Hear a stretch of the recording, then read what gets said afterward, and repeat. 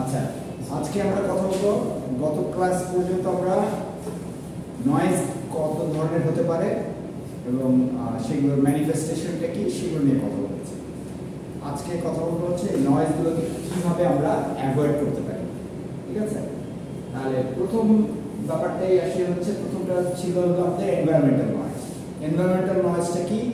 External যে কোনো ফ্যাক্টরের কারণে যে নয়েজটা হয়, তাহলে সেটা যে কোনো অতিরিক্ত শব্দ, লাইটিং কম, বা মনে করো বড় রুম আছে কিন্তু প্রেজেন্টারের গলা পৌঁছাচ্ছে না শেষ পর্যন্ত, এরকম সব কাইন্ড অফ ইনফ্রাস্ট্রাকচারাল বলতে পারো প্রবলেম, বা এনভায়রনমেন্ট রিলেটেড যে প্রবলেম সেগুলোকে আমরা বলছি এনভায়রনমেন্টাল নয়েজ। সেখানে যেটা করতে হবে বেসিক্যালি তোমাকে, আমরা খুব ডিটেলসে যাচ্ছি না এখানে, তোমাকে যে কাজটা করতে হবে যে এমন একটা ভেন্যু চুজ করতে হবে যেখানে নয়েজ খুব বেশি থাকবে না, বা একেবারে সবচেয়ে ভালো জিরো লেভেল, কিন্তু জিরো লেভেল না হলেও এমন মানে প্রেজেন্টারের কথা পরিষ্কারভাবে শোনা যাচ্ছে এরকম একটা রুম বা এরকম একটা ভেন্যু নিতে হবে। অথবা যদি এটা বড় সড়ো কোনো ভেন্যু হয়, মনে করো তুমি একসাথে 500 লোকের সামনে কথা বলবে, এরকম বড় অডিটোরিয়াম বা 1200 এরকম, তো সেখানে কি দরকার? তাহলে ডেফিনেটলি আমার মাইক্রোফোন দরকার। তাহলে আমাকে আগে থেকে চেক করতে হবে যে এই অডিও সিস্টেম ঠিক আছে কিনা।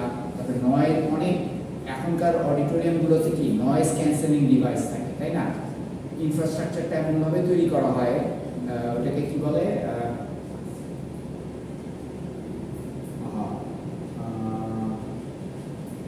একটা নাম আছে, সুন্দর নাম আছে, যে তোমার একো প্রতিধ্বনি যাতে না হয় সেরকমভাবে তৈরি করা বা ফ্রেড দিয়ে করে রাখা। হ্যাঁ, তো ওই রকম কিছু ভেন্যু চুজ করতে হবে যেগুলোতে প্রেজেন্টারকে প্রবলেমে পড়তে হয় না, যে পাশের রুম থেকে আওয়াজ আসছে বা এরকম এই জিনিসগুলো। আর ঘরোয়া ব্যাপার হলেও তোমাকে you have to make sure that তুমি যখন কথা বলছো তখন অন্যরা ওই জিনিসগুলো তোমাকে শোনার জন্য রেডি। আমি তোমাদেরকে ডিসকারেজ করবো ফোন সার্ভিং না কিসের ভিতরে। আমার কথা তোমার কাছে আপাতত দৃষ্টিতে আমি তোমাকে চার্জ করছি না, যে চার্জ করছি না মানে তোমাকে ফি দিতে হচ্ছে না, কিন্তু তার মানে এই না যে এগুলো মূল্যবান না। ঠিক আছে, আচ্ছা। সেকেন্ড টাইপ অফ নয়েজ ছিল হলো ফিজিওলজিক্যাল নয়েজ, তাই না? ফিজিওলজিক্যাল নয়েজটা কি? বেসিক্যালি প্রেজেন্টার অথবা অডিয়েন্সের যে কারো তাদের যদি ফিজিওলজিক্যাল মানে শারীরিক দৈহিক যদি কোনো প্রবলেম থাকে সেটার জন্য যে নয়েজ বলতে আমরা এখানে যেটা বুঝাচ্ছি যে ইন্টারাপশন অফ দি কমিউনিকেশন। তাহলে মুশকিলটা কি এখানে? এই নয়েজটাকে ঠিক করাটা একক চেষ্টায় সম্ভব না, তাই না? মানে তার মানে কি, তুমি যদি মনে করো 104 ডিগ্রি জ্বর তোমার এক জায়গায় প্রেজেন্টেশন দেওয়ার কথা, ইউ শুড নট গো দেয়ার। সম্ভাবনাটাকে মানে একেবারে অসম্ভব যদি হয় ক্যান্সেল করা, তাহলে ইউ টেক সাম মেডিকেশনস, তারপরে গিয়ে কথা বলো, আর নাহলে বাদ দেয়া। আচ্ছা, এখন অডিয়েন্সের ভিতরে যদি কেউ ফিজিওলজিক্যাল প্রবলেম থাকে বা তাকে তুমি তার অসুস্থ হয়, সেটা তো কিছু করার নেই প্রেজেন্টারের পক্ষে। কিন্তু ওই জিনিসগুলোকে আর কি মোস্টলি যেটা যে আরেকটা ব্যাপার আছে এখানে, ওইটা তো আমি বললাম যে টেম্পোরারি জিনিস, যে অডিয়েন্সের কেউ অসুস্থ বা প্রেজেন্টার নিজে একটু অসুস্থ, কিন্তু অনেক ক্ষেত্রে দেখা যায় যে শারীরিক প্রতিবন্ধী কোনো, বিশেষ করে স্পিচ ইম্পেয়ারমেন্ট বলে। ইম্পেয়ারমেন্ট মানে হচ্ছে প্রতিবন্ধকতা। স্পিচ ইম্পেয়ারমেন্ট মানে হচ্ছে বেসিক্যালি যে কথা বলতে পারে না। আর হিয়ারিং ইম্পেয়ারমেন্ট মানে হচ্ছে যে কানে শোনে না বা বধির। তাদের জন্য কি দরকার আমাদের? তাদের কাছে আমি কিভাবে আমার প্রেজেন্টেশন পৌঁছাতে পারি? Sign language. সেই জন্য দেখবে যে এখন বাংলাদেশে খুব বেশি চালু হয়নি, কিন্তু তারপর বোধহয় সরকারি টেলিভিশনে সাইন ল্যাঙ্গুয়েজের খবর যখন হয় তখন সাইন ল্যাঙ্গুয়েজে একজন ই করতে থাকে। বেসিক্যালি তুমি যদি জানো যে তোমার অডিয়েন্সে এরকম লোকজন থাকতে পারে, so you should prepare to get someone যে তোমার পাশে দাঁড়িয়ে বা তোমার একটু কর্নারে দাঁড়িয়ে সে সাইন ল্যাঙ্গুয়েজে তোমার কথাগুলোকে ইন্টারপ্রেট করবে, ঠিক আছে? তো এগুলো তো আসলে পার্মানেন্ট এম্পায়ারমেন্ট, তাই না? এগুলো তো যে কারোর পক্ষে সম্ভব কাজে, সেটার জন্য একজন সাইন ল্যাঙ্গুয়েজ নিয়ে কাজ করে এরকম লোকজনকে স্পিকারের পাশে বা প্রেজেন্টারের পাশে রাখতে হবে। গেল এটা। আর হচ্ছে সাইকোলজিক্যাল নয়েজ, এটাও কাইন্ড অফ মানে মুড সুইং বা mild psychological state, emotional state, সেগুলোকে মোটামুটি ইউ ক্যান কাভার। যেমন মনে করো এখন আমি এমন একটা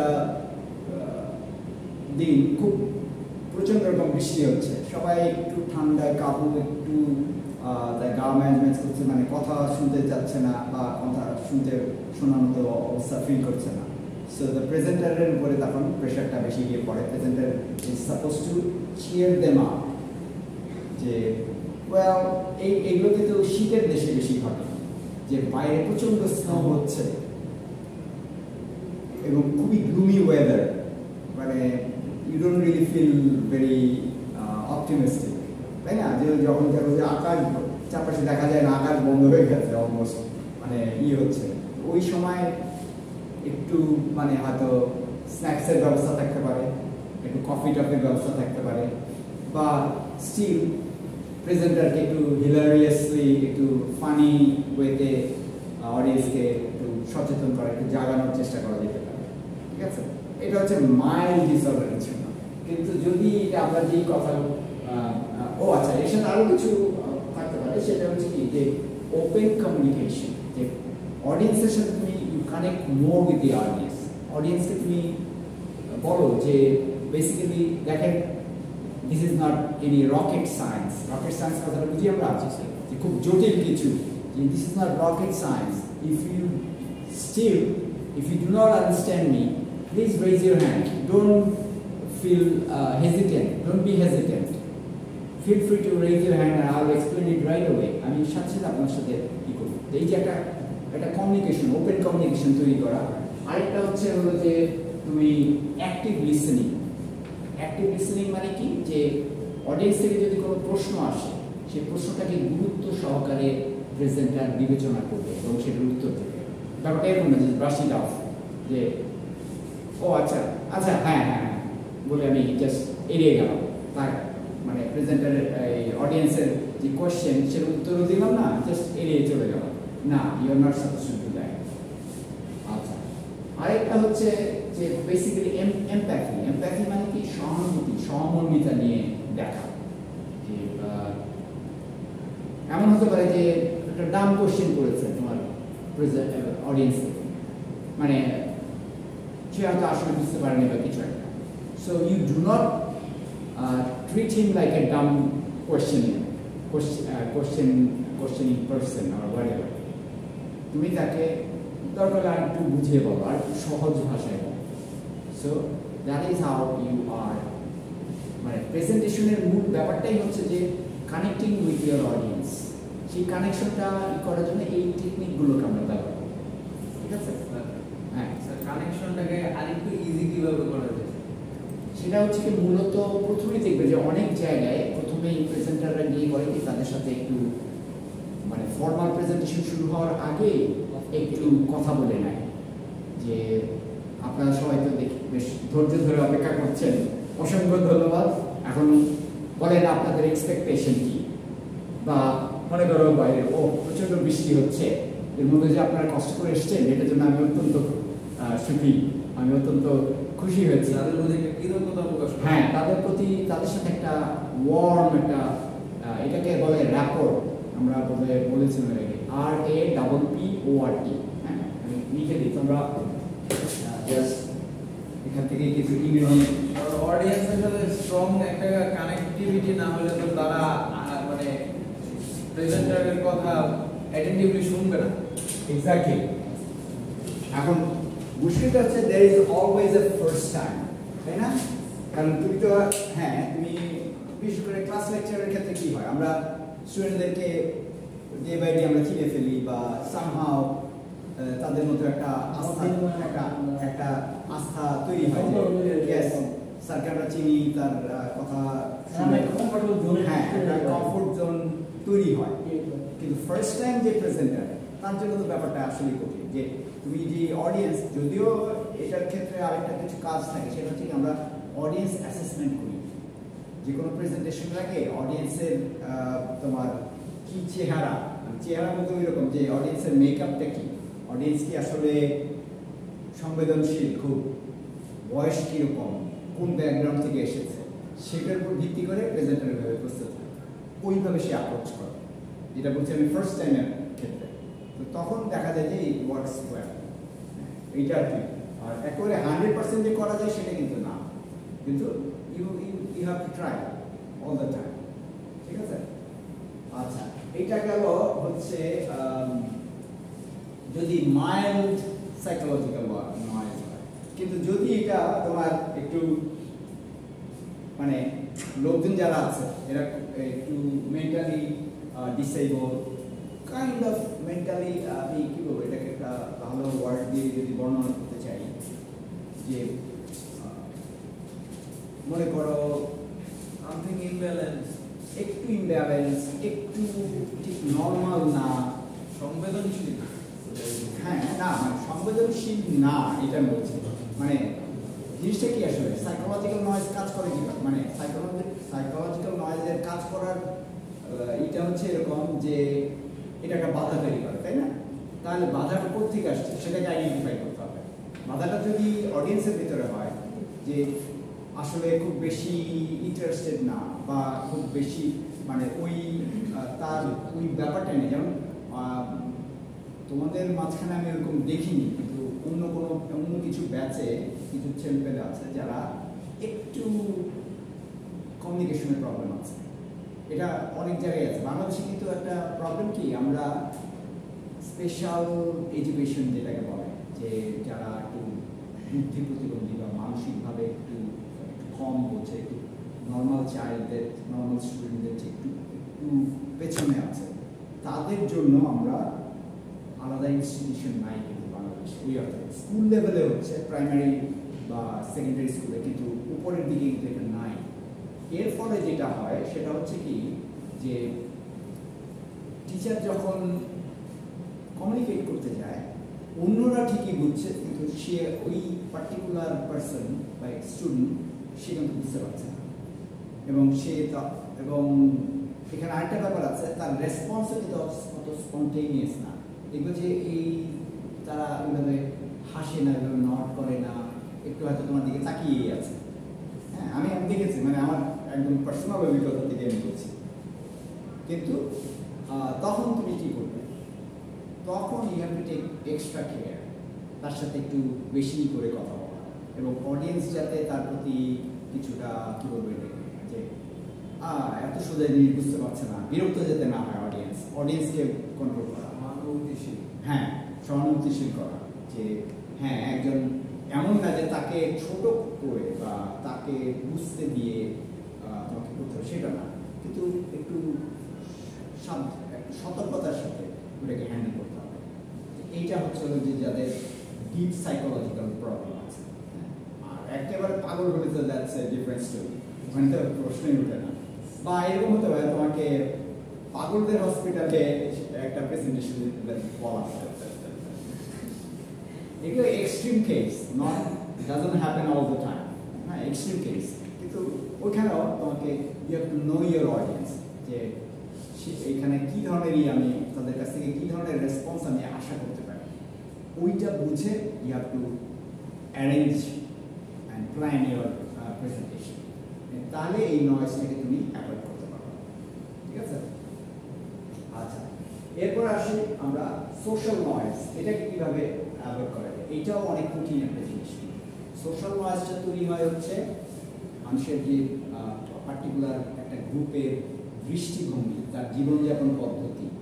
আমরা কিন্তু যে জিনিসটা খুব মানে অনেক আমরা বলি না যে আমরা বাতাসের মধ্যে থেকে বাতাসের অস্তিত্ব বুঝতে পারি না, সেরকমভাবে আমরা একটা পার্টিকুলার সোসাইটিতে থেকে এই সোসাইটির রাইট আর রং কী এই জিনিসটা কিন্তু আমরা বুঝতে পারি না, আমাদের জন্য খুব কঠিন হয়ে যায়। এটার জন্য দরকার ক্রিটিক্যাল থিঙ্কিং, মানে আমাদের সিলেবাসগুলোতে স্কুল লেভেল থেকে ক্রিটিক্যাল থিঙ্কিংয়ের একটু ইন্ট্রোডাকশন দেওয়া উচিত আমি মনে করি। ক্রিটিক্যাল থিঙ্কিংটা কি, যে কোনো কিছুকে যার এটার ফেস ভ্যালুতে না নিয়ে নেয়া। ফেস ভ্যালু কি, যে কেউ একজন বললো, মনে করো আমি একজন টিচার, আমি একটা বললাম বলেই তোমাকে এটা বিশ্বাস করতে হবে এমন কোনো কথা নেই। I may be wrong. তার মানে কি, যখনই তুমি আমার রংটা বোঝার চেষ্টা করবে, তাহলে কি তোমাকে নলেজেবল হতে হবে। মানে তুমি আমি আপনার কথা মানলাম না, কিন্তু যুক্তি কি, তোমাকে যুক্তি দিয়ে যাতে বোঝানো যায়। ক্রিটিক্যাল থিঙ্কিং এর জায়গাটা হচ্ছে ওই জায়গাটা, যে you understand the reality with logic. হ্যাঁ, এবং ওই লজিকটা কিন্তু একদিনে আসে না, চর্চা করে আসে। আচ্ছা, এখন প্রেজেন্টারের জন্য প্রবলেম হচ্ছে ইউ ক্যানট রিয়েলি এক্সপেক্ট যে তোমার অডিয়েন্স সবাই এরকম ক্রিটিক্যাল থিঙ্কিং বা এরকম চিন্তা ভাবনা করে বা খুব সচেতন দর্শক বা শ্রোতা হয়ে তোমার সামনে থাকবে, এটা তুমি চিন্তা করতে পারো না। তো তাহলে তাকে আগে থেকে ওই যে আবার ওই অডিয়েন্স অ্যাসেসমেন্ট করতে হয়, এবং সেই অডিয়েন্স অ্যাসেসমেন্টের জায়গায় এসে বুঝতে হবে যে এই যে কালচারাল যে গ্রুপটার সঙ্গে কথা বলছি তার সাথে আমার ডিফারেন্স কি, তাদের কমিউনিকেশন স্টাইলটা কি, তারা কি জিনিসে বিশ্বাস করে, তাদের কোন জায়গাগুলোতে আমার সাথে কনফ্লিক্ট তৈরি হতে পারে। তার মানে কি, এটা কিন্তু আসলে খুব সোজা জিনিস না, যে ফার্স্ট টাইম প্রেজেন্টার যে তার জন্য এই ব্যাপারটাকে হ্যান্ডেল করা এত সোজা না, নিড সাম এক্সপিরিয়েন্স। কিন্তু আমরা এটা কেন করছি, যে আমরা অ্যাটলিস্ট উই আর অ্যাওয়্যার, আমরা বুঝি যে কী ধরনের ঝামেলা তৈরি হতে পারে এখানে। হ্যাঁ, যেমন এখানে বলা হচ্ছে যে seek to understand and respect diverse perspectives। তোমার নিজস্ব পার্সপেক্টিভ বা দৃষ্টিভঙ্গির সাথে যায় না এরকম কিছু পার্সপেক্টিভ অডিয়েন্সের কাছে আসতে পারে। সো এগুলোকে জাস্ট আউটরাইট না করে দিয়ে ওইটাকে তাদেরকে বুঝিয়ে তোমার সাথে অ্যালাইন করার চেষ্টা করা, এবং এটা করতে হলে কিন্তু প্র্যাকটিস দরকার। এটা ডাজন্ট হ্যাপেন ওভারনাইট, একদিনে হয়ে যাবে না। So you have to be aware. ওই আবারও ওই কথাটাই আসে যে অডিয়েন্স অ্যাসেসমেন্টটা আগে করতে হবে, করে তখন বুঝতে হবে যে আচ্ছা এই প্রবলেমটা হতে পারে। আমি যেমন মনে করো যে আমি গত কিছুদিন আগে একটা ক্লাস আগে বলেছিলাম যে তুমি যখন বাল্যবিবাহের বিপক্ষে কথা বলতে যাচ্ছ এমন একটা মনে করো গ্রামের অডিয়েন্সের সাথে, যেখানে তারা ওই অর্থে শহরের যে আধুনিক জীবন বা আধুনিক চিন্তাধারা এগুলোর সাথে পরিচিত হয় না, ওইখানে হয়তো যারা আছে লোকজন বা বয়স্ক লোকজন, তাদের হয়তো চিন্তাধারা এরকম যে মেয়েদের পড়াশোনা করে কী হবে, মেয়েরা সন্তান লালন পালন করবে, পরিবারের দেখাশোনা করবে, তাদের দরকার নেই। আচ্ছা, এখন তাহলে আর মেয়েকে এতদিন বাসায় রেখে লাভটা কি, বিয়ে দিয়ে দিই। আচ্ছা, এইটা একটা হতে পারে। আরেকটা হতে পারে যে প্যারেন্টস একটু ভীত যে মেয়েদের কি বলে নিরাপত্তার ব্যাপার আছে একটা, এর আগে ভাগে বিয়ে দিয়ে দিই, অনেক ক্ষেত্রে কিন্তু এটাও ঘটে, বিয়ে দিয়ে দিই বাস এখন সে সিকিউর। সো এই যে এই মেন্টালিটি এবং তার আর্থসামাজিক ব্যবস্থা যেটা, এটা তো একটা রিয়ালিটি, হার্শ রিয়ালিটি, আমরা একটা পছন্দ করি না, কিন্তু এটা একটা রিয়ালিটি। তাহলে ওই রিয়ালিটিকে মেনে নিয়ে মানে ওটাকে তুমি বলা যে আচ্ছা আমার কিছু করার নেই সেটা না, কিন্তু ওইটার অল্টারনেটিভ কি ব্যবস্থা আছে সেটা তুমি ওই তোমার অডিয়েন্স, যে বয়স্ক অডিয়েন্স, তাকে তুমি দেওয়ার চেষ্টা করো। বা ওই এলাকায় একটা স্কুল হয়েছে, তো আচ্ছা আপনি স্কুলে দেন, বা স্কুলে একটু, কারণ ব্যাপারটা হচ্ছে কি, একটা মেয়েকে নেপোলিয়ন বা কার কথা ছিল যে give us an educated mother, I'll give you an educated nation, এরকম একটা কথা আছে না? তার মানেটা কি? তার মানে তুমি মেয়েদেরকে শুধু জাস্ট আজকালকার দৃষ্টিতে দেখলাম, আজকাল মানে যে এই একজন মেয়ে একজন ইন্ডিভিজুয়াল এইভাবে দেখলে হবে না, কারণ সে সামনে তার কাছে কে আসছে, যে সামনের যে প্রজন্ম তাদেরকে লালন পালন এবং ঠিকভাবে গড়ে তোলার ভার আসছে। সে যদি অশিক্ষিত হয় তাহলে কি হবে, বাচ্চা কাচ্চারা কিন্তু মায়েদের সঙ্গে বেশি সময় কাটায়, তাহলে একজন অশিক্ষিত মা কিন্তু ডেফিনেটলি ওই ছেলে মেয়েদেরকে ওইভাবে সচেতন শিক্ষিত করে তুলতে পারবে। তো এটা একটা স্ট্রং পয়েন্ট যে যতই অ্যাডভার্স, যতই প্রতিকূল অবস্থা থাকুক, সেই প্রতিকূল অবস্থাতে এই আর্গুমেন্টগুলো ব্যবহার করে, যে এই যুক্তি ব্যবহার করে তুমি বোঝানোর বা প্রেজেন্টারকে বোঝানোর চেষ্টা করতে হবে যে কেন বাল্যবিবাহ দেওয়া উচিত না। ঠিক আছে? সো এইরকম একটা সোশ্যালি কনস্ট্রাক্টেড বাধা যখন আসবে, সেইটাকে এড়ানোটাই হচ্ছে সোশ্যাল নয়েজ এড়ানোর মূল কথা। ঠিক আছে? আচ্ছা, আর এখানে আরেকটা ব্যাপার আছে কি, যে ওই যে কালচারাল ভ্যারিয়েশন, আমরা কালচার নিয়ে বলেছি যে এক একটা জনপদের জনগোষ্ঠীর যে জীবনযাপন পদ্ধতি, সেটার মধ্যে খাওয়া দাওয়া, পড়াশোনা, মানে গুরুজনের সাথে সম্পর্ক, বন্ধু বান্ধবদের সাথে সম্পর্ক, প্রত্যেকের একটা নিজস্ব স্টাইল আছে। এই স্টাইলটাকে আগে থেকে বুঝে নিয়ে সেইটার কনটেক্সটে তোমার মেসেজটাকে ঠিক করতে হবে। তোমাকে মনে করো যে কোনো এমন কালচারের সাথে তোমার কথা বলতে হচ্ছে যে কালচারের সাথে তুমি পরিচিত না, বা তুমি ওই কালচারের সাথে নাই, তুমি অন্য কোথাও।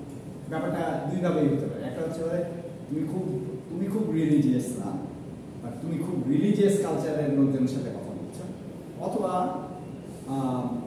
তুমি নিজে খুব রিলিজিয়াস কিন্তু কথা বলছো যেখানে মোটামুটি যারা রিলিজনে বিশ্বাস করে না, এরকম লোকজন আছে। তখন ওই গ্রুপকে কথা শোনানোর জন্য বা ওই গ্রুপে তোমার বক্তব্য মানার জন্য, মেসেজটা দেওয়ার জন্য কি করা দরকার, সেটা নিয়ে তোমার মাথায় রাখতে হবে। তার মানে সোশ্যাল নয়েজ এড়ানো এত সোজা না। It has to be thought out, it has to be planned, and you have to act accordingly. ঠিক আছে?